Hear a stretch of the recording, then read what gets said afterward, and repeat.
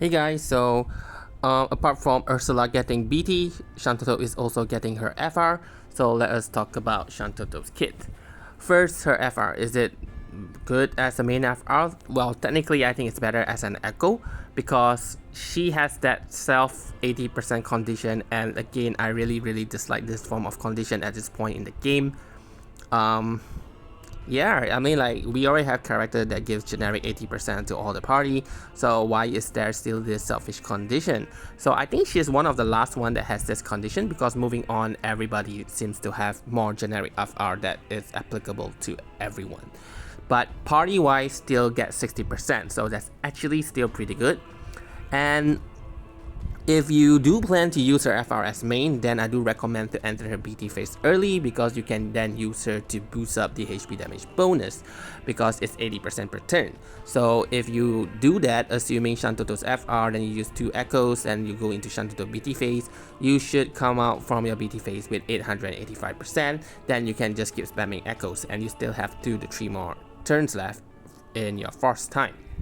So as an echo, actually, Shantotto FR is pretty good as an Echo, because it does inflict 2-turn Rune Curse, which is her frame paralysis with 100% defense down.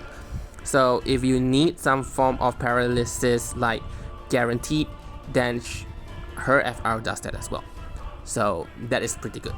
So overall, I gave her a 4/5 for her FR. And how about her BT? Well, technically, do you need her BT? I don't really think so. If you are going to use her as a main DPS character, then yes, you need her BT, because it does has that 80% huge boost in HP damage bonus. It's something like Squall. But the thing is that, will you use her as a DPS character? Because her HP dump, the most she can do is 10 HP dumps.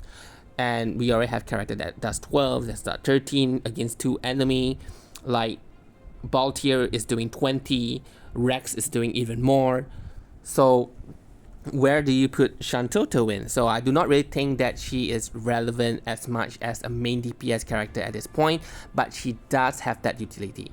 And if her BT is not providing much in terms of other utility except more on damage modification by having Dark Enchant that boosts up everyone's it makes everyone hit harder, especially her BT comes with elemental weakness boost. Like, if you are dealing elemental weakness, then you deal additional brave damage, and I think it's over 100%.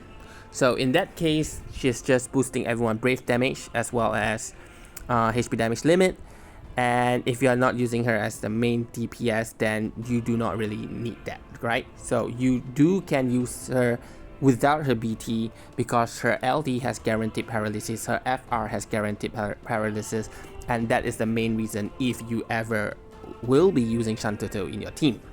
So that I give her BT a score of 3/5, because, well, Dark Enchant is kind of rare and maybe it's good to have, and as well, the over 100% elemental weakness boost is actually quite strong.